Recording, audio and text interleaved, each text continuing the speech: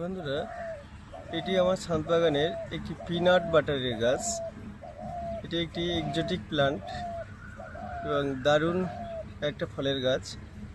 এই গাছটির ফলগুলো আমাদের দেশীয় যে বকুল ফল যেমন হয় ঠিক তেমনই ছোট ছোট ধরনের ফল হয় এবং এর মধ্যে একটা বীজ থাকে, হলুদ রঙের হয়ে যায় ফলটার কালার এবং সুন্দর পাল্প থাকে এর মধ্যে।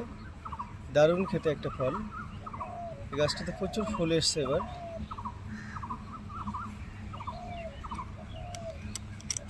এখনো ফল হয়নি, কিন্তু ফলটি আমি খেয়েছি নার্সারিতে এবং দারুণ খেতে ফলটা। এবার গাছটা ফুলে ভরে গেছে। এটি একটি গ্রো ব্যাগে লাগানো আছে।